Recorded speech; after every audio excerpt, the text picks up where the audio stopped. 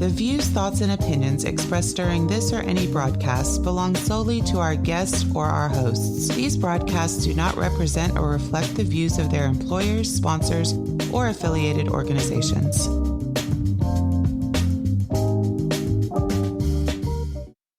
Welcome to the Flipboard EDU podcast with your host, William Jeffrey, where we collaborate, communicate, and educate with the greatest educators in the world on Flipboard. Let's start the show.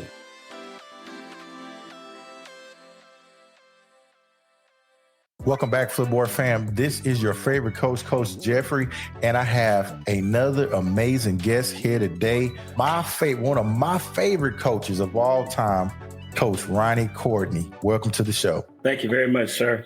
First of all, let me tell you guys who I'm speaking with. I am speaking with the Hall of Fame Ronnie Courtney, Texas high school basketball legend and mentor of mine. I don't think there would be a real Coach Jeffrey if it wasn't for Mr. Ronnie Courtney, Hall of Fame Coach Ronnie Courtney.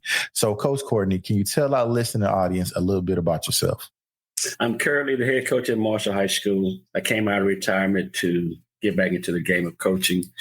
I started coaching back at Jeff Davis, actually at Fur High School as assistant coach, and got my first head coaching job at Jeff Davis High School, where a lot of people told me I would never be able to leave Jeff Davis because I was never going to win. As people always say, God already has a plan for you. And I was able to win and get out of Jeff Davis and move over to Willow Ridge High School in 1997, where I won back-to-back state titles in 2000, 2001. I left Willow Ridge High School and took the head coaching job at Texas Southern University. I was able to win a SWAC tournament championship and have the opportunity to experience the NCAA tournament while at Texas Southern University. I left Texas Southern University, went back to high school, went to Bush High School in 2007. In 2010, I won another state championship, stayed there for, I think, 11 years, got out because I thought I was sit around the house for a few months, went to private school, Provision Academy. My first year at Provision Academy, I won a state championship at Provision Academy. Left Provision Academy, went home and sat down for about a month, found out the Marshall job was open. Coach Gabe helped me navigate that situation. And 3 years later, I'm at Marshall High School, just finished my third year there, where I went to the regional finals. I lost to Colleen Ellison in the finals, ended up with a season record of 35-4. My blessings are still coming down as my wife and I send our prayers up. My man, Coach Courtney. Man, let me tell y'all about this dude. Okay, so I was coach. Let me share a quick story. I normally don't do this, but I got to break this down so y'all understand how revered this young fella is. Maybe about 7 or 8 years after Coach Courtney had left Jefferson Davis High School, I became the varsity head basketball coach. Okay, now in my mind, I thought I was a good coach. But everything I did, people reminded me, hey, that's not how Coach Courtney did it. Hey, man, listen, I don't know what you think you're doing, but that's not how Coach Courtney did it. And I'm like, man, who is this Coach Courtney? I knew who Coach Courtney was because he was winning state titles. But I was like, man, who is this dude? Man, he ain't whatever. So I go to coaching school, my first year being a head basketball coach, and I step into the elevator, and none other than Coach Ronnie Courtney is in the elevator talking with his friends. I think you guys had just won a state championship at Bush. And I was like, I'm fixing to go to his talk and see what he's talking about and see, what he's actually doing. I go to his talk. He explains how he coaches basketball. And most of the time, if you're a coach, you go to coaching schools and coaches give you this fluff, and you would think that that's not how he does it. Okay. Now, fast forward, let's say 3 years later. I think it was about 3 years later. It just so happens that I had a mutual friend who was working on Coach Courtney's staff. And at the school that I was at, I wasn't really winning any basketball games at all. I was a pro and losing. They was like, hey, man, we got an opening here at George Bush High School. You want to come over here with Coach Courtney? So I go and I meet Coach Courtney, and lo and behold, the drill that he's telling us that he does on a daily basis with his kids, as simple as that drill was, my man is doing it with fidelity in the gym. And I said, okay, he the real deal.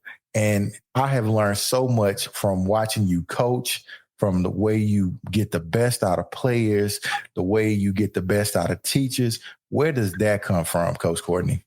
I'll have to go back to probably, first of all, my parents taught me you want to treat people the way that you want to be treated. And always be kind. And I've tried to do that through my career. But I go back to back then it was junior high. My junior high coach, Coach Ray Long, took me under his wing. I wasn't really interested in playing sports, but he saw something in me that he could get out of me. And it was playing football and basketball. And I took it in. I learned from him how to do things, especially in the realm of dealing with a lot of people at one time. And he propelled my career as far as sports was concerned. I really didn't want to play football. I just wanted to play basketball. But he was, man, I think you'd be a great football player. I'm like, I don't really like football, coach. But trusting in him, I listened to him extensively, and he got me out on the football field, and I ended up playing football. But more so than the sports part of it, he took care of me as though I was his child. What I mean by that, he would take me school shopping, even though I had a mother and a father. But he said that I was the son that he never had, I wish he would have had. So he would take me to the most expensive store at that time was Walter Powell's. I don't know if anybody knows about Walter Powell. He would buy me clothes, and for every pair of clothes and shoes he would buy me shoes to match it. So I was going to junior high school looking like an adult with shirt and matching pants and shoes, and I'm walking around school looking and I could be one of the teachers. And he didn't only just stop me and stop caring about me when I left junior high. I went to Houston Sterling, and he followed me all the way to Houston Sterling, and the same thing took place. And the most ironic part about Coach Long was he got me a job at Finger Furniture Company when I was in the 9th grade. And I met Mr. Fingers. He takes me to Mr. Fingers and said, hey, this is one of my players. I need you to give him a job. And I was like, a job? I said, Coach, I don't want to work. He said, you're not going to work. I said, wait a minute, you just said give me a job. He said, what you're going to do is you're going to come in here on the weekend, which was Saturday, and you're going to work for 8 hours, and they're going to pay you for 40. I'm like, huh? He said, they're going to pay you for 40. This is the deal we make it for you. I'm like, okay, fine. And so I go to high school. Throughout my whole high school career, that deal stayed in place. I would go on Saturdays, get paid for 40 hours. But when I got to college, my college coach was really the one who showed me how to treat different types of people. Because on my college team, we had Hispanics, blacks, white. We had everybody there. And I watched him coach us, and I'm like, man, I want to be like that dude. And I kept watching him and mimicking him throughout my college career. And he actually let me coach the JV team in college. And I won the JV team in college. He tried to get me to stay there with him. I'm like, nah, coach, I'm going home. But I say all that to say this. You asked me where did I get it from? I got it from those two coaches because they showed me that in the world of coaching, you can't see color. You have to treat people fairly. You're not going to treat them all the same, but you got to treat them fairly. And that's one of the things I've learned through my career is from those two men, how they handle me and the guys that are on my team as far as being a coach, being someone that kids can come and talk to and trust and have their back. And he had my back tremendous, both of them. Yes, yes. And I can say that, man, throughout the years, you have had my back. Coach, man, I never forget the first time I met you, man, because I was scared because your reputation precedes you. And everybody was like, man, Coach Courtney is very serious. He don't crack no jokes. He's very serious. Man, you like one of the funnest dudes I never... I never cut up so much at work, man, because of you. We used to have so much fun. I hated leaving. I got a promotion, but I hated leaving, man, because we made it fun. I've never had that much fun coaching. So you seem to enjoy what you do. Where does that passion come from? People that don't know me and never been around me, I guess that's persona that I throw out at people that all business and no fun. But at the end of the day, man, I have just as much fun as the next guy. And my only thing that I think I cherish the most is when guys work with me, I try to make them feel like they are just equal to me. And I think that's important. If you talk to any coaches that have been around me, I never let a coach say he works for me because nobody works for me. We all work together. We're all grown men. So I don't like that statement. I don't accept that statement. So that was one of my ways of letting guys know that, hey, man, we all on the same playing field. I'm got the title of head coach, but in my speeches to my team, I make sure my team understand that all my coaches are the head coach because you never know what day I'm not going to be there. So if I'm not there, they understand that you guys are still just like me. So what you guys say, it goes. And that comes from understanding that no one person can take a team and guide it by himself. If that's the case, you wouldn't have assistant coaches.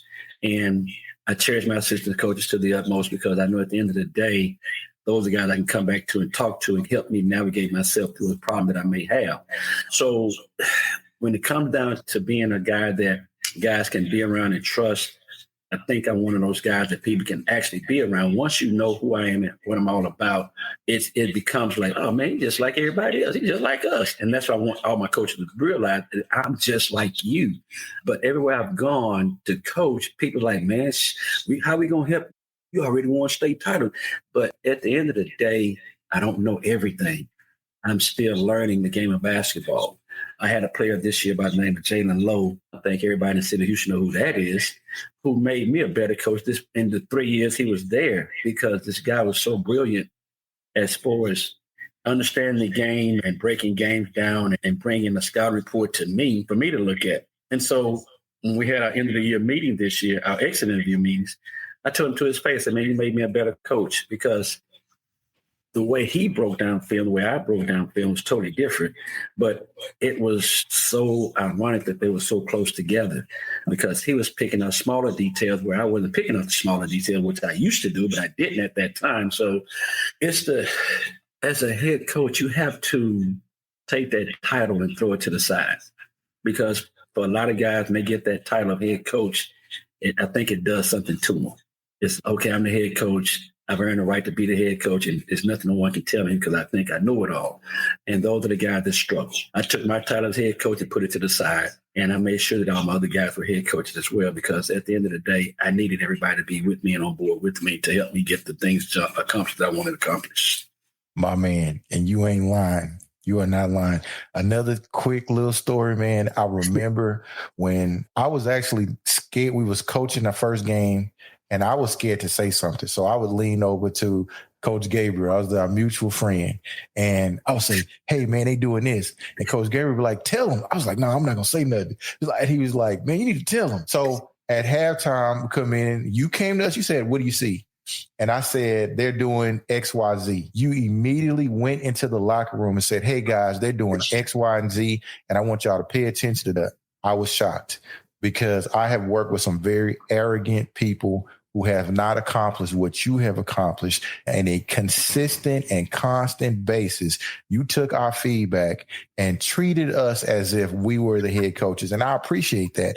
And the reason why I'm staying here is that in the realm of education, principals get titles that go to their heads. Superintendents get titles to go to their heads. And what can you say to those administrators who take that title and do not have that team mentality that you just spoke about? And the first thing I would say is the way you went up that ladder, remember how you got up that ladder, because going that ladder is tougher than coming down that ladder, because at the end of the day, if you don't have a backbone, if you don't have anybody there that can help set you straight, even though you got that title, then you don't need anybody to help you. Just run a school by yourself. You don't need assistant superintendent. You don't need assistant principal. You don't need anybody. Just run it all by yourself. But if you're true to your heart and the title that you have, then you seek out help, because sometimes people see something that you don't see, can help you do something a little differently from what you're doing, and you have a better outcome. You have to be able to understand that journey up that ladder is tough. And when you get to the top of that ladder and you look down, remember who was down there to help you get to where you are at the top. So at that point, you need to reach down at the bottom of that ladder, get somebody with you and help them get to the top of that ladder with you. Because at the end of the day, you're not the only superintendent. You're not the only principal. You're not the only coach. You're not the only anything. There are a lot of people doing the same thing that you're doing, but they're doing it differently. And the way you make yourself different from everybody else is you have to recognize who has helped you get where you are. As quiet as kept, once I leave the schoolhouse, I leave my work at school. And I come home to my wife. We talk about it sometime because that's my other assistant coach that nobody really knows. But my wife is my assistant coach as well, because she'll get me in this house and she started telling me stuff that she saw and what I should have done. And I'm looking at her like, who made you a coach? But at the end of the day, to be a coach's wife, I'm gonna put this out here because it's part of what I believe in. It takes a special kind of lady. And my wife is that person, because she's been here with me in the ups and the downs and all the problems I had and brought home. She's helped me to maneuver those things and get me back on track. But that question that you asked me about how do you talk to administrators and principal about how to be that person, remember who put you there. That's all I can tell you. You didn't get there by yourself. I had a meeting with some coaches during the Final Four, and they were bitching and complaining about why they're not head coaches and why this and why that. And I just told them, I said, man, I'm going to say something to you. I want you to take it the wrong way. Not a Baptist preacher by no means. I say, but you know what? Everybody's steps are already ordered. So if you're not there yet, then keep doing what you're supposed to be doing, because at the end of the day, everybody's life is already planned. You just got to live it and live it the right way. And everything that you want to happen is going to eventually happen. So when you be trying to become that administrator and that superintendent and that head coach, remember this, your steps are ordered. Man, that's deep, Coach, because that leads into something else. You have coached some of the best basketball players, not only in the state of Texas, but in the NCAA. And I remember talking to you about what was TJ always TJ Ford. And you said that when you saw TJ, he was the littlest person in the gym. Now, here's what's crazy, Coach. I have worked with coaches and people who will see a little guy and they be like, oh, forget him. He'll never be nothing. And you taught me, you said, hey, man, don't ever discount a kid, man. Don't ever cut him out. So can you speak on that? Speak to that. When I showed up, I was already at Willow Ridge, and TJ shows up. And I'm like, hey, man, what you doing here? I said, you supposed to be in Baytown going to school. He said, Coach, we moved from Baytown out here. I said, you serious? He said, yes, sir. I said, I promise you this, we're going to win a state championship before you leave here. And the reason why I said that to him is because I've been watching him probably since he was knee-high to a duck, dribbling the basketball, winning dribbling contests, winning all these little things as a little leaguer. And as we start our years at Willow Ridge, he would always come by the office and like, Coach, you sure we can win a state championship while I'm here? I said, I'm pretty sure we can. And by the time we got through talk, he said, I got something I need to tell you. I said, what's that? He said, well, Daniel Ewing is coming. Okay, who is that dude? And he started telling me who Daniel Ewing was. I'm like, okay. I get there when I see him when he gets there. He said, that's not all that's coming, Coach. I said, wait a minute, who else is coming? He said, Curtis Walker is coming. I said, who is that dude? And my point I'm trying to make is when TJ arrived at Willow Ridge, all of his friends that he played with and knew said that if TJ is at Willow Ridge, that's where we need to be. And the guy that were already at Willow Ridge was pretty good as well. So he put all that together, and TJ was probably 130 pounds soaking wet in the ninth grade. And he kept saying, Coach, I want to play in the NBA. I say, man, that's a tough task. But don't let anything stop you with that dream. And he says, Coach, I'm nice. The only thing I need you to do for me is when I need to get in the gym, can you just open the gym? I said, I can open up the gym every day but Sunday. And trust me, every day he was in that gym working on his craft. And we would have open gym. He'd invite people to open gym. We'd have over 100 people in open gym from all over the city. And he would just make phone calls, say, me and my coach got the gym open. Y'all come over and let's play. We had so many people in the gym, I had to get a notepad and write up who had next and who had, because everybody wanted to play against each other, because at that time, it was a whole lot of talent in the city of Houston. And he mentioned Daniel Ewing to me, and I didn't know who Daniel Ewing was. And he came to me and said, Coach, can I talk to you? I'm like, sure. He said, Coach, I need you to help me out. I said, what you need me to help you with? He said, can you tell me how I can get to Duke? I'm like, get to Duke? I said, he just in the ninth grade. He said, yeah, I know, Coach. I want to get started now. I said, well, you got to do these three things right here. I said, you got to make all A's, can't make no B's. You got to have a great senior high school career, and you got to be a McDonald's All-American. He looked at me and said, is that it? I'm like, shit, is that it? I said, yeah, that's it. He said, all right, thank you, Coach. And he walked out. Daniel Ewing never took a book home. Never. Yeah. All the years he was at Woodward, he never took a book home. And I looked at his grades and said, this dude makes nothing but A's. I said, hey, man, how you do this? He said, Coach, school is easy. This stuff right here, they try and teach me. I already know all this. I said, you just in the ninth grade, though, dude. And I talked to some of his teachers. They said, Coach, he could teach the class. When I say he never took a book home, never. 4.0. He took the SAT as a freshman. He scored 1,200 as a freshman. Wow. And never look back. So that thing about trying to judge kids before you actually look at them or get them to play, I think you set yourself up for failure, because no one knows how good a player is going to be because of how hard they're working. And TJ is a prime example, because in my wildest dream, I never thought he'd be an NBA player, but he became a lottery pick. And he was number 81 drafted in his 2001 2001 class, 2002 class, 2003 class, no, 2001 class, lottery pick. And that's amazing to be looking at that dude as a ninth grader, and then all the way through college, he becomes a lottery pick. And while he was in college, he won every NCAA award there was to win. And at that moment, I said, man, you know what? Next time a kid tells me wants to go to the NBA, I need to make sure I'm listening to that kid, because that kid already has his story already written. And to this day, he and I still talk a lot. And Daniel and I, we talk a lot. I think it's also most important for coaches and administrators or whoever is that you never lose your connection with people that help you become successful. Yeah. Because I tell you right now, if it wasn't for Daniel and the TJ and Ivan and the Curtis, I don't know if it'd be a me, because those guys set me up for a lot of success. Wow. Because when people see me, the first thing they say, you that Willow Ridge coach. So that's where it all started. I'm that Willow Ridge coach. And from there, they just keep moving.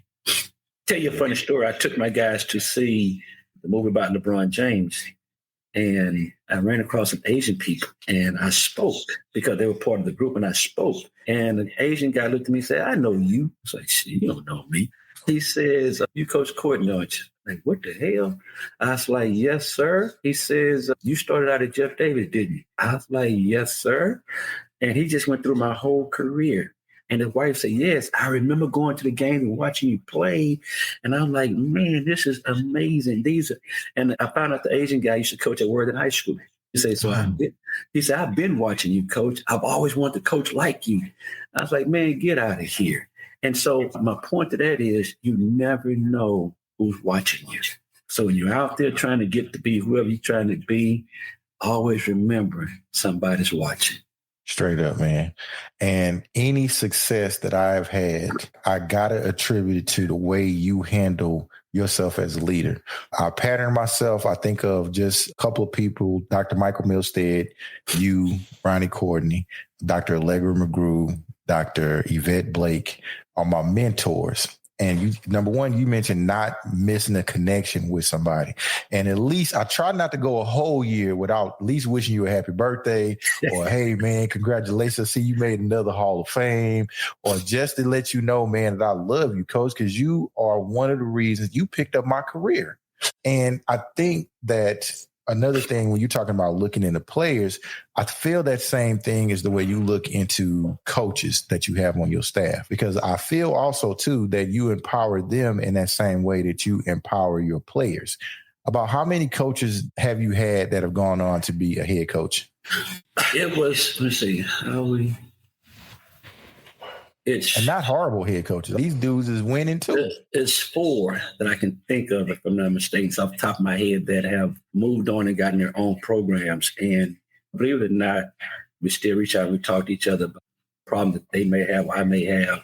And again, that's the thing about not keeping connection with people that you've helped or you people that you tried to help. And Coach Gabe and I, we were talking a lot. When he would have some issues, we talk a lot.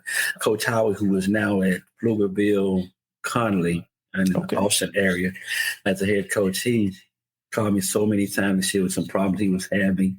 And I gave him some solutions like, Coach, man, I got to tell you, man, that worked just perfectly. That kid is like he's a great kid now.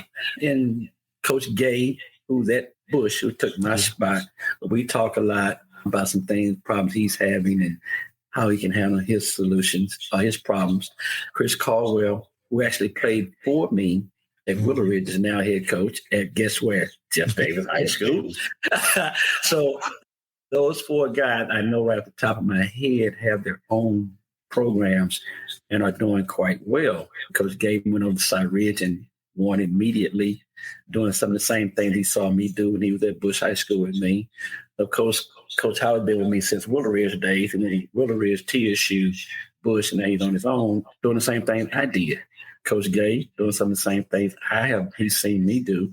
So I say that to say this: whatever I'm doing, it must work at some point in time. Become an old school coach. I know of other ways, but I think being an old school coach helps kids become better men, because you don't put up with the foolishness, but at the same time, you have fun.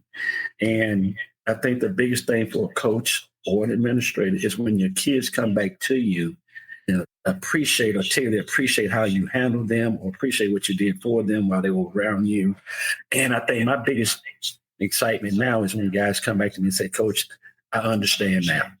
I didn't understand back then, but I understand now. And people would be amazed at how many Hispanic kids I've touched in my career. Because of Jeff Davis, it was but 90% Hispanic. Yeah. And that's what I dealt with. And when I see them in passing, that's I'm saying, Coach, if it wouldn't been for you, I wouldn't be where I am right now. Because I always tell my Hispanic kids, they were like, Coach, I'm going to quit and go work at my daddy's shop. I say, no, bullshit. You're not getting ready to quit. As long as you're around me and in this program, there's no quitting. You're going to get your diploma. If you can go to college, you're going to go to college. You're going to do all those things that everybody else is doing. And at first, they didn't want to do it. I said, look, this is how we're going to do this. Now, you're going to do this like I tell you to, or else I'm going to have something I have to deal with you. And I wasn't going to really deal with them, but I had to. I had to put a little force in my voice because I didn't want them to be an easy quitter. And I got one Hispanic kid right now, Robert Salinas, and I love this kid to death. And he gets ready to make a major decision in his household. He calls my phone. He says, Coach, I got a problem at home. Like, wow. And we talk about the problem. I give my solutions for how I would handle it. He said, Coach, I'm getting ready to go talk to my wife. We're going to do exactly that. And so one day I got a chance to meet his wife. And she came up to me and she said, so you're Ronnie Courtney. No, she said, so you're Coach Courtney. I'm like, oh, shit. I said, yes, ma'am. I said, did I do something wrong? She said, no. I just want to thank you because my husband patterns his life how the way you coached him. I'm like, wow. And so this young man, he still calls me, calls my wife, talks to a bunch.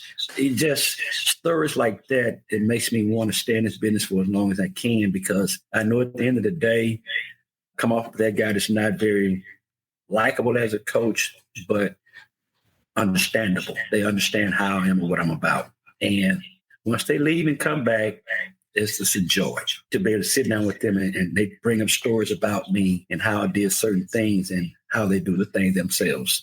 And so that's why I got back in it. Not to win games, because I won a bunch of games. Did get back in it for money. Me and my wife, we're pretty well off. And I got back in because my wife told me, she says, you know what? You are cutting off your blessings. Like, huh? Mm. She said, God bless you to help children become better people. He said, you can't do it sitting here at home. Like, damn, man. Michelle got you. I was like, damn. So she says, why don't you go find you another job and get back and do what you love to do? I'm like, you know what, baby, you're right. Let me get out of the house and let me see what I can come up with. And that's why I came back.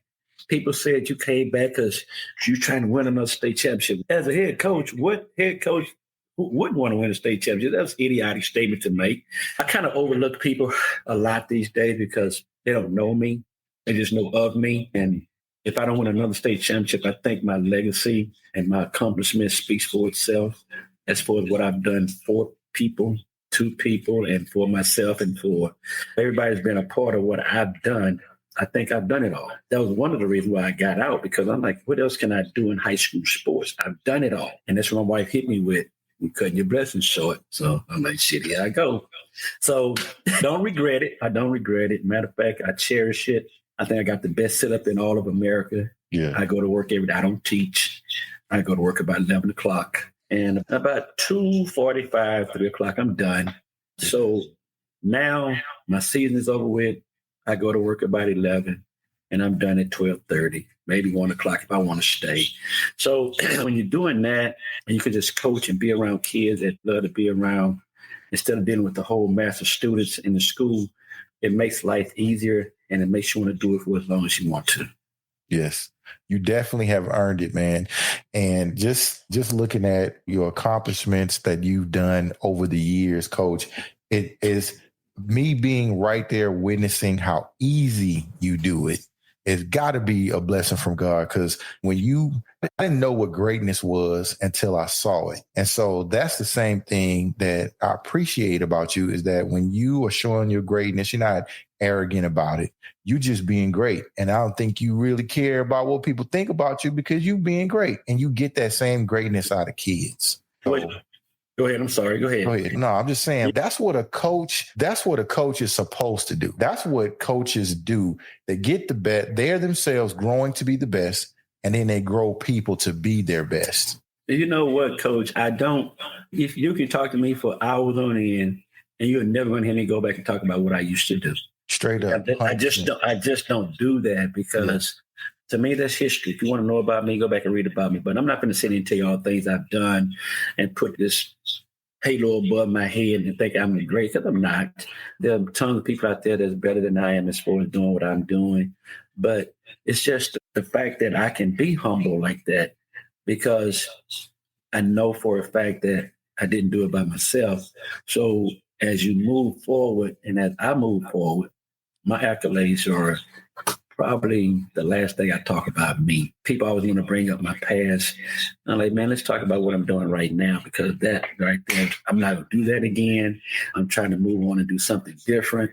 And when I first got to Marshall, I just want to talk about what I used to do, how I did it. And I'm like, man, I'm trying to do something over here. I don't want to talk about what I used to do. And if people can get out of that part of their lives and move forward with their life and try to become better than what they used to be, I think that's the whole purpose of being in the field of dealing with children. Because society now has, you get on the internet and find anything you want about anybody in this world. And so for me to sit there and talk about myself is nonsense. It doesn't make sense to me to sit there and do that. So I move forward. You mentioned about being on the elevator with me that day I went to speak. Texas High School Coach Association. I'm like, man, anybody can come in and listen to me speak, because everybody's already coaching. And I walk into the room and it's standing room only. I say, wait a minute. I say, so all these people here to hear me speak of something they already know. It was a ballroom, Coach. Yes. Packed the ballroom, Coach. People didn't have chairs. And that let me know at that moment, I said, you know what? I must be doing something right, because people want to know. And I don't think I was doing anything spectacular to my understanding, but after I spoke at that clinic, I had so many people ask me for my DVDs. Can they bring me staff over to see what I do? It's the stuff like that. And it hit me. I'm like, man, this is simply amazing, because I spoke at TABC clinic and what many people there. I go to Texas High School Coach Association. There's a whole ton of people there. So I'm saying that as you progress in your career, you always want to focus on being better than you were the last time. And I think each year I've gotten better at what I do and how I do it, because everybody wants to know, what did you learn in college? How you bring college coaching back to high school coaching? Very simple. All about details, small details. And that's what I use as far as my coaching goes now. If I tell you need to be right here on this spot, I don't mean 2 inches over that spot or 2 inches in front of this. I need you to be right here on this particular spot. And I still coach that way. And keep looking at me like, Coach, I got to be just right here. Yes, just right here. If you can't be right here, then you go sit down. Because I know as a coach, those things matter, being exact and being as to the point as you can. A lot of people like to copy my defensive styles and my defensive strategies, but you got to know how to teach it. Got to know how to teach it. And if you don't know how to teach it, everybody's got their own way of teaching it. But this past year, Coach, we played 39 games. We gave up 70 points 3 times. Goodness gracious, Coach. I think our average of points given up was between 49 and 52 points a game. We were a defensive juggernaut because we were good at it. We were playing a game with people scoring 22 points in the whole game. We were playing a game with people don't even score in the first half, don't score in the first quarter. And it became fun for my kids. They said, Coach, can we see if we can hold them scoreless for a whole half? I said, go out there and try that. And we did that a couple of times. People did not score for a whole half. Wow. So that to me, if you get a kid to play defense harder than he plays offense, you got a chance to win a bunch of games. Mm-hmm. And this year we played defense harder than we played offense. Because I always tell my kids, if you throw the ball up there enough times, eventually it's going to go in. It's going to go in. But can you stop somebody from scoring? And we were able to do that. I've always had a kid that was my best defender that would say, Coach, give me the best player on the floor.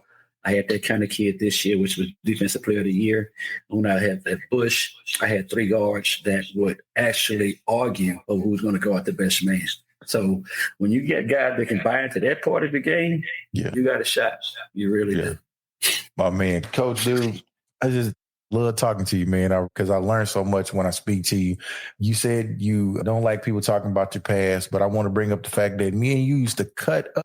You would You probably one of the most cutting up folks that's working. You ain't doing that, Coach. I have a coach on my staff, Coach Baker. Coach Baker and I, we have a great time at work because he was there when Coach Nick was there, and Coach Nick is a lot of fun as well. You got to know Nick. Coach Nick, but he was like, man, you worse than Coach Nick, man. You a nut. But I want my guys to understand that I'm about having fun. When it's time to work, I'm gonna work. All foolishness put aside. But when I'm done working, man, let's have some fun. Because when I got there, 2 hours of my max of practice, and sometimes less than 2 hours. And when I got there, I said, everybody up. He said, everybody up. I was like, yeah, everybody up. Coach, that's it. I said, that's it. Coach, we only been in here for an hour and a half. I said, hey, man, it don't take me all day. Do what I say, do it the right way. We out of here. So my coaches, they were just standing around looking at me. So I was like, man, what's wrong with y'all? I said, Coach, we don't have no meeting. What we gonna meet about? Because we used to having meetings after practice and watching film. I said, man, let me tell y'all something.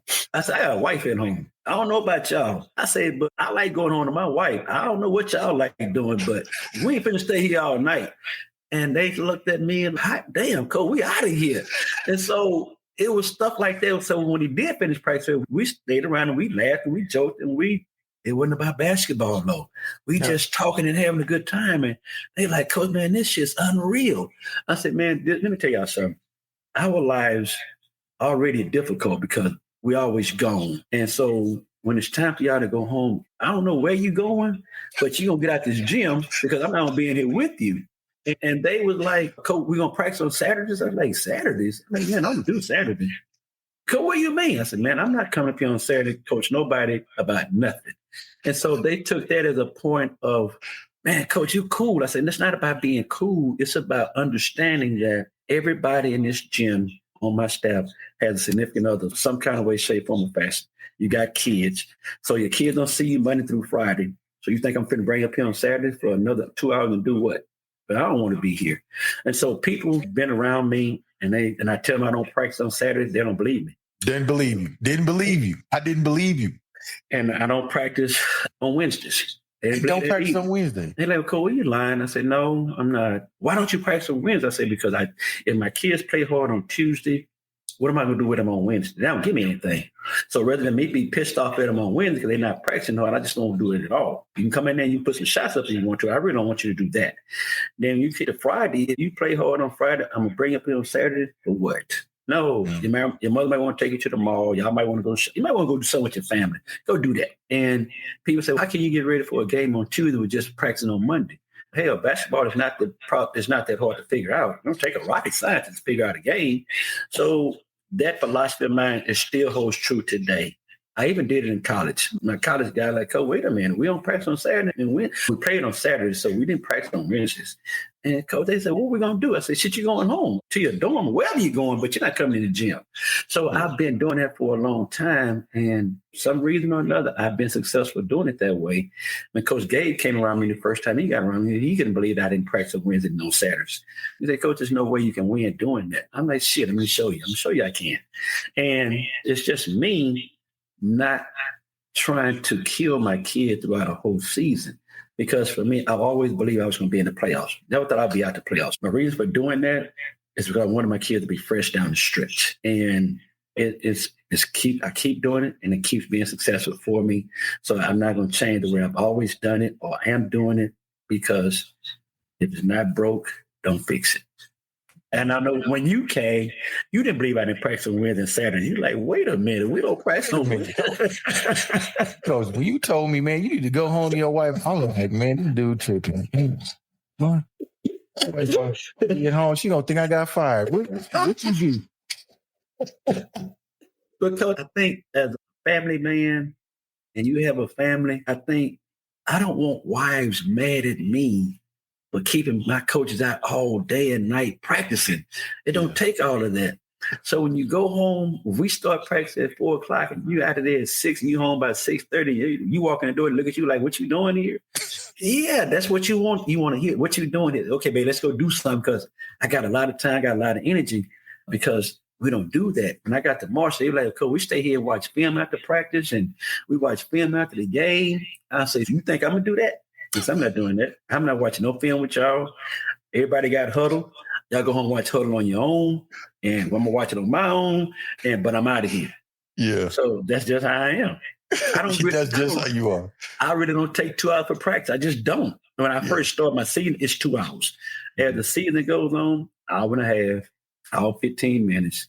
And because I start cutting things down or cutting things out altogether. And those things that I do, a lot of guys don't want to do it that way because they don't think it works that way. But I'm a living witness. It works. A championship witness.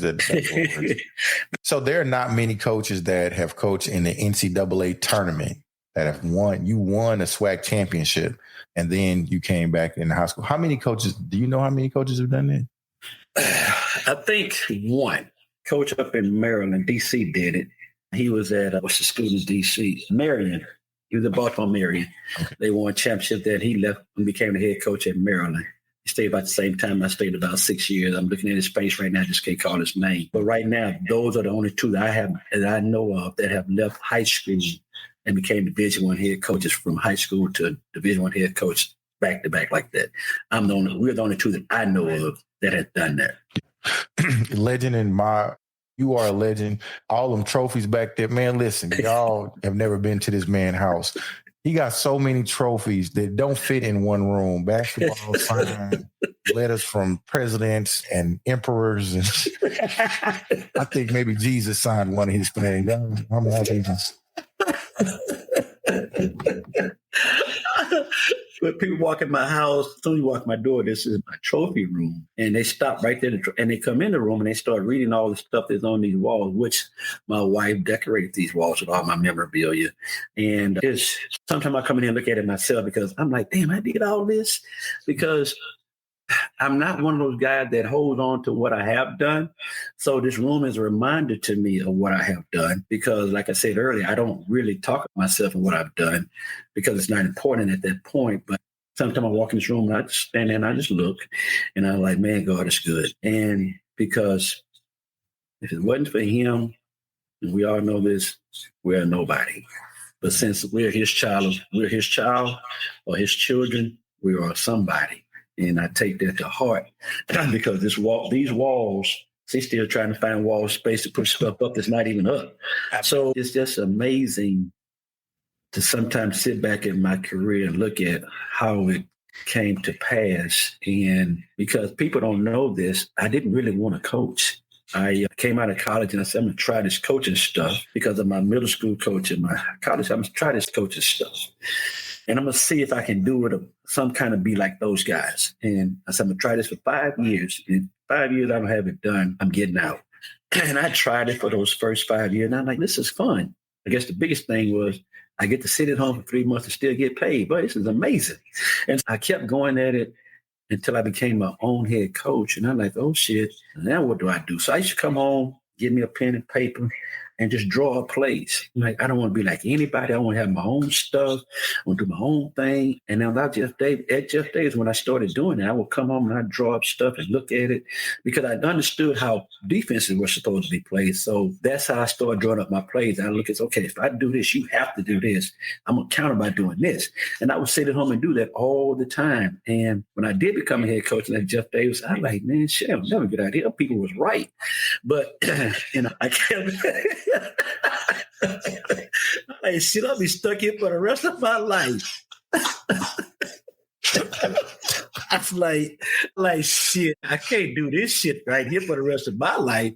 And lo and behold, Carl Crawford come through there and we have a great run at it. But I never thought I would have been doing this for 40 years, man. Yeah. And still loving it every second of the day.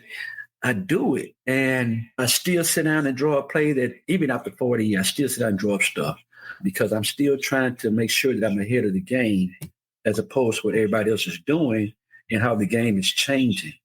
And if you watch the game enough to know that kids nowadays, they emulate so much of what they see on TV.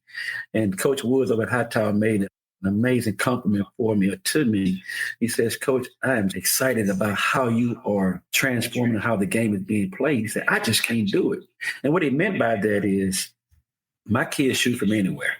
I don't really care. And I tell them, I say, I don't care where you shoot from. You can throw that ball up in the bleachers if you want. You can drop kick it up there if you want to. I don't care. I say, but one thing I do understand and I do know is when you shoot it from wherever you shoot it from, you better get your ass back there and play some defense.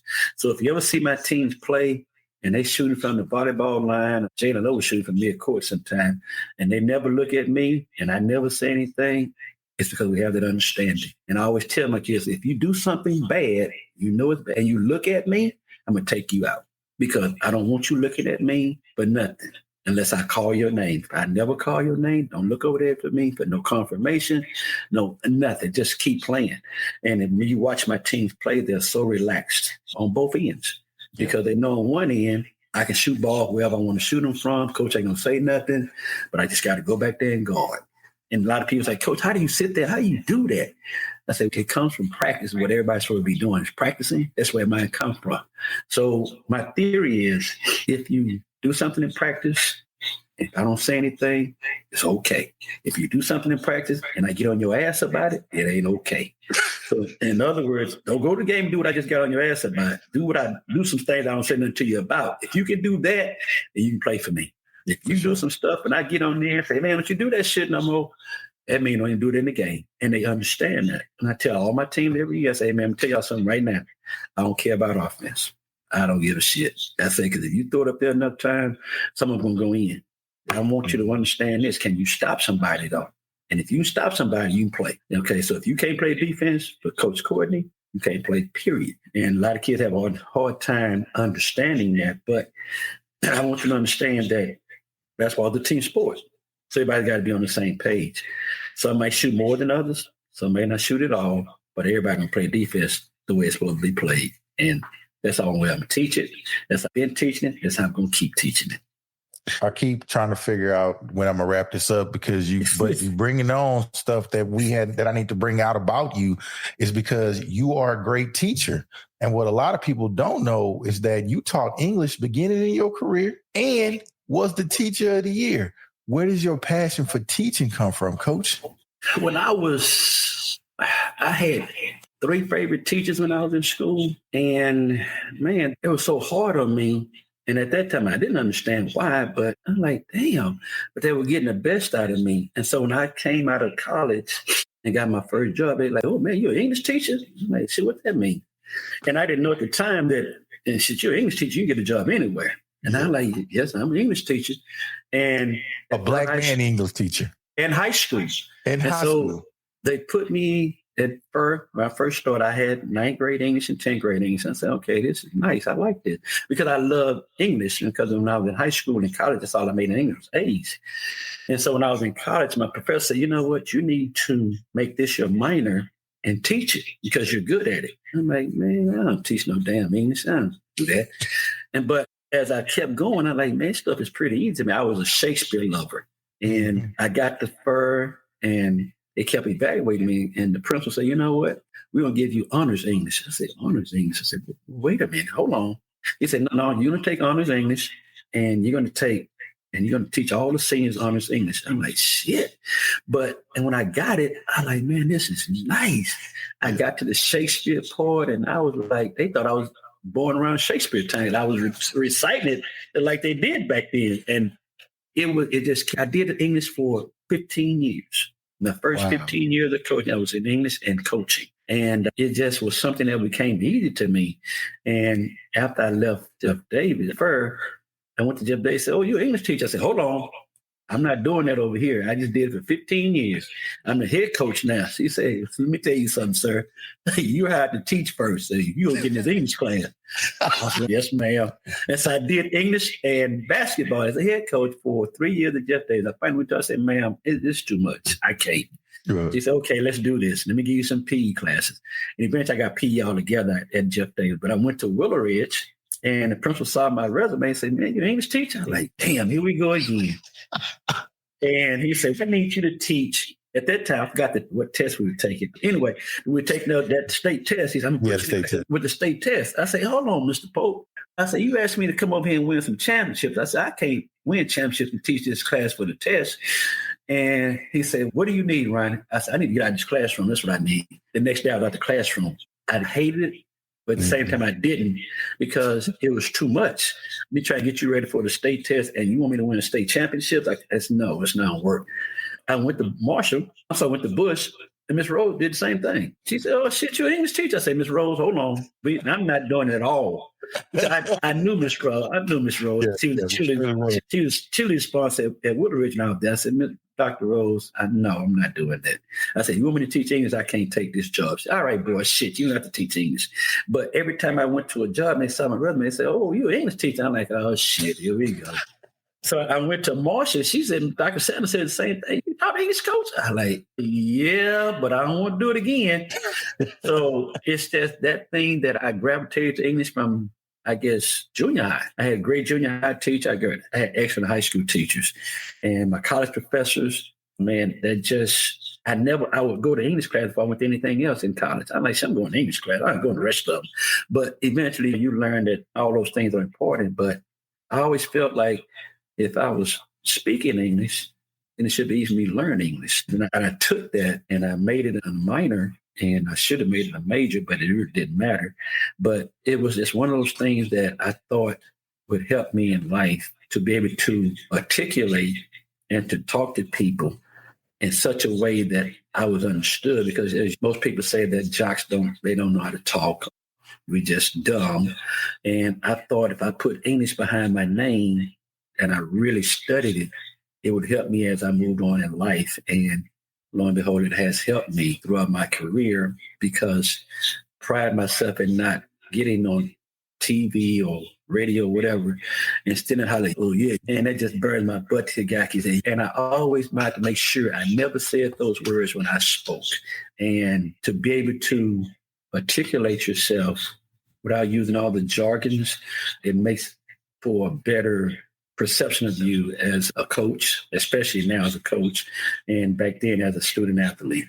Man, hey, again, just nuggets, simply because I remember, like, I've learned, that's another thing. As an adult, I'm sitting here watching you talk to your team, and the way you give instructions is masterful. That's another thing that people don't know about you. I'm not going to tell anybody about it because I think you should write a book about how you talk. But when you give instructions to kids, there's no doubt on what they need to do in order to do. Like, I've called timeouts as a coach. I said, "You need to do."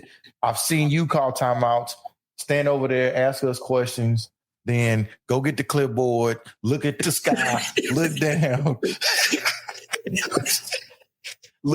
look around. "Okay, guys, this is what we're going to do. All right, together we can." Then they go and do it exactly like you told them to do it. I say, this dude is wow. This dude is wow. I got a coach on my staff right now, Jack Morgan, who played for Coach Wise. And he came around me and he just kept watching me. He never said anything. He just kept watching. And he kept watching. He said, "Coach, can I ask you a question?" Like, "Sure." He say, "So this is how you coach all the time?" I said, "What do you mean?" He said, "Coach, this shit is so simple." I said, "Well, let me ask you a question. If I make it difficult, who in the hell is going to understand and who's going to be able to do something?" He said, "But no, Coach, this don't even make sense." And what does that make sense? It's how easily you explain stuff and how if you just got common sense, you can do it. I said, "Well, that's how you're supposed to coach basketball. Everybody got common sense. Because if you coach it any other way, you won't get no results." And so he always say, man, people always ask me, "Man, what does Coach Courtney do different from everybody else?" He said, I told him, say, "Man, shit, he do the simplest stuff to where shit, these kids can't have nothing but to be successful." And he's like, "What do you mean simple?" He said, "Man, there's nothing difficult about what he says."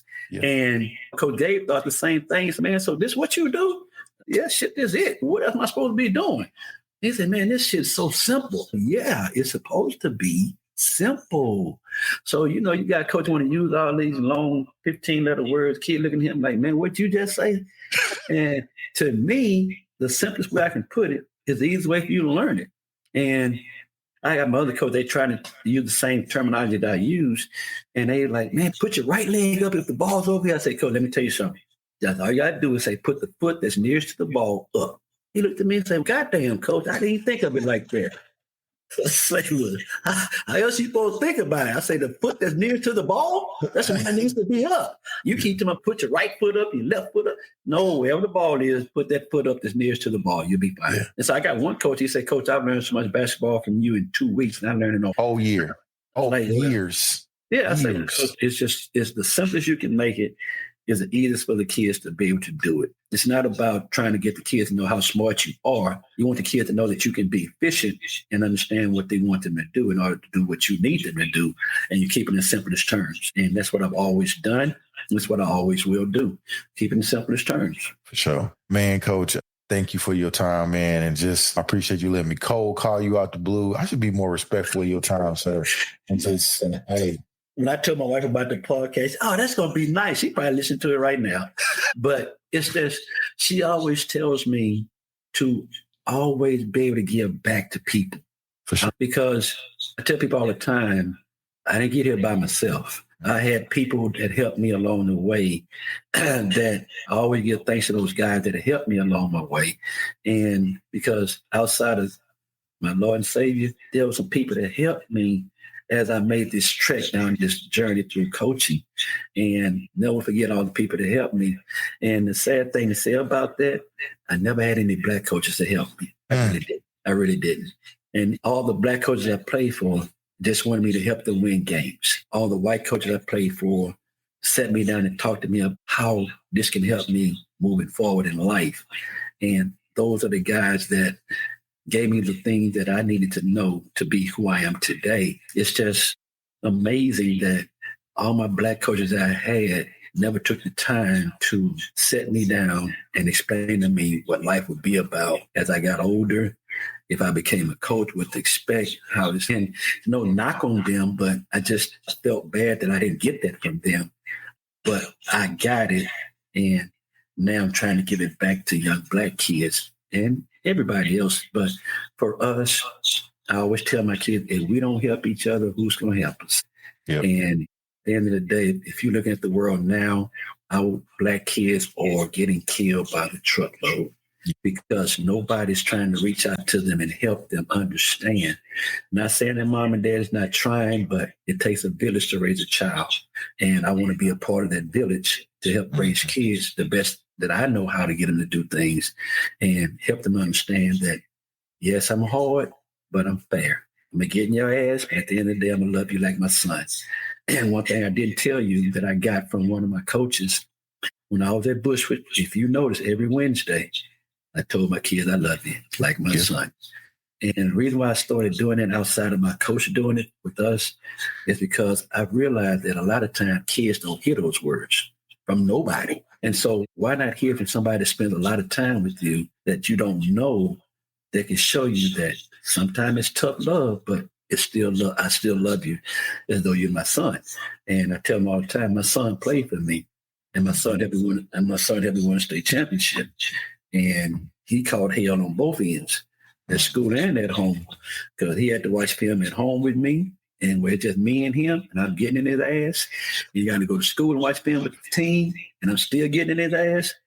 And I got sons right now. My son working in the oil business. Now, one is coaching, the rest of them in the oil business. So they like, Daddy, man, we understood all of what you were saying. We heard you when you was coaching those guys. And because I took Travis and Ike went to the state tournament with me because I was the only two at the time.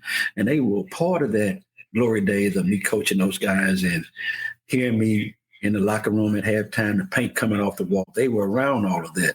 So they knew, hey, man, shit, Daddy don't play, man. He get on those guys like that. Man, what are you going to do to us?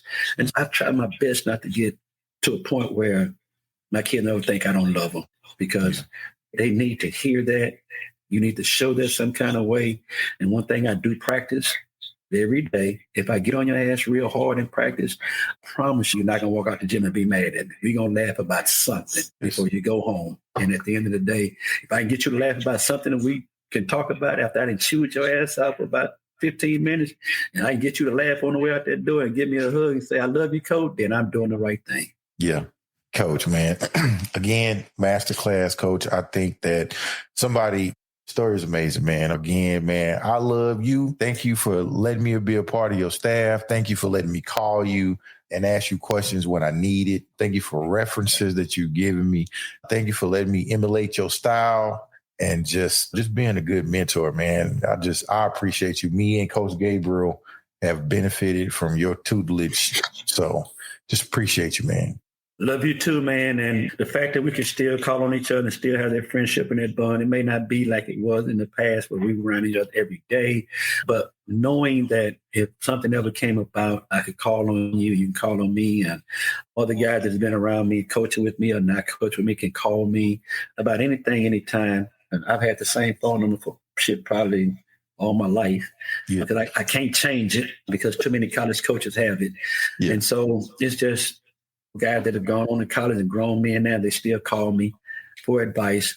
And once again, which means that some kind of way I've said something or done something that has stuck with you and made you be able to call me and make sure that you're doing it the right way. And as long as I'm doing it that way, I can care less what other people say about me and how I do things, because I don't answer to none of those people. I have one person, two people I answer to: my Lord and Savior, Jesus Christ, and my wife. And that's who I answer to. My dog. Hey, man, before I leave, where can our listening audience find you at, Coach? You on any social media? You got Facebook or Twitter? You don't do nothing?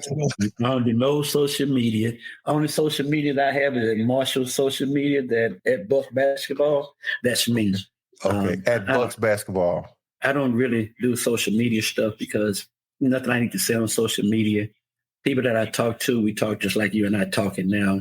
You call me or you come by, we run into each other. But me being on social media has never been something that has interested me at all. My kid like, Coach, you ain't on social media? No, I don't. That's how old school I am, because I don't think I need all that. But people reach out to me. For the most part, everybody knows where I am, can get in touch with me for being at Marshall High School. Email me or whatever the case may be, call me. Going to always respond. It might not be immediately that day, but the next day I'm going to respond. And I still have guys that have not been a part of my coaching tree that have called me about things about their coaching. I've had the coach from Seven Lakes call me, want to talk. I had the coach from Stratford. He wanted to talk about his teams. And it's just, I've had college coaches call me. They want to talk about some stuff. So social media's not been a part of me, but people still know how to get in touch with me when there are things that they want to ask me about coaching or how to handle a kid or whatever the case may be. I'm always be there to respond. Matter of fact, selfish plug again, I'm a principal. And I told my coaching staff, I had to have 2 brand new coaches. And I said, listen, guys, I'm going to tell y'all right now, I really want y'all to stay. I'm going to require you have to meet Ronnie Courtney. You need to make a way to meet him, get into his practices, and see how he coaches basketball. So I put that out to my new coaches that I had to hire, and I expect that, because I think when we're talking about excellence, there's no better example in Texas currently that's accessible and that is willing to do that. And I owe you a bottle of something. No, Coach, you know what? I've had coaches come by my practices to sit down and watch me practice, my practice sessions. And I don't, when I know you're there, I'm not getting ready to try to do some elaborate stuff that's going to excite you. I'm going to do what I do. I had one coach say, Coach, let me ask you a question. I'm like, yes, sir. What is it? He said, this is what you do every day. I said, yeah, this is it. He said, so I'm trying to figure out how is it so that you're winning and you're not doing anything out of the ordinary? I said, Coach, I don't know how to answer that question, but I know for a fact what you see me doing today, I'm going to do this every day. And I'm not going to change. I have my routine is the same when you was at Bush. I got the same routine at Marshall. Hey, I believe you. I don't come in the gym for the first 10 or 12 minutes. And I do that because I want to make sure my kids understand what discipline is all about. So I don't want to walk in there and stand up you like you're a prisoner and say, do that. I'm going to give you what we do from the very beginning. I'm not coming in there. My other coaches may be in there, but I'm not coming. Because when I walk in that gym, I better see what's going on that I already told you I want to see going on. And if I don't see that, then there's a price to pay. But in kids that they're different today, and I told them the other day, I said, man, I don't want to have to stand over y'all like a prison guard with a gun and a stick. If I tell you I need you to do something, I expect you to do exactly that. And so now when I walk in the gym in Marshall, and for the first 10 or 12 minutes, you know what's going on. We're going to the 3-man weave, the Laker drill, the defensive slide, we stretch it. That's my first part of my practice, and that's what it still is. And once that's over with, then I began to teach. One thing I don't know how many people look at it this way. I don't coach basketball. I teach it. A lot of guys coach it. I teach it. Because if you teach it, and it's easier to learn as opposed to coaching it. And there's a difference. Coaching it means that you do it to a point where it's just for that game. When you teach it, it's for life, because everything I teach is a lifelong lesson. Playing as a unit, when you go to a job, you ain't gonna be the only one working by yourself unless you got your own business, and then you got people working with you anyway. But when you teach basketball, it teaches you how to be a team player with people outside of sports world. So if you become in a corporate America and there's a team of y'all working together, you're gonna come together, you're gonna collaborate, and you're gonna get it worked out. And your coaching is for that moment. I got to win this game, so let me coach it. But if I teach it, I'm teaching for the moment. But at the same time, that moment I'm teaching you in, it's going to reflect back to something that you have to do in life. And that's how I've always done basketball. Hey, Coach, you amazing, man. I appreciate you. Thank you for taking the time to talk with us. And anytime you want to come back on, if there's anything I can do for you, man, you know you got it. Coach, anytime you need me to come back on, you know all you do is comment. You got some stuff that come up and you don't understand how it's supposed to work out. You and I can sit on this TV, on this screen all day until we work it out, man. And it ain't about sports. It's about, I know you're a principal. I ain't never been no principal, but I know you're dealing with kids like I deal with kids. So shit, man, shoot at me, man, and we'll get it done. Most definitely, man. Thank you for coming on the show. All right, man. Appreciate you. Peace out.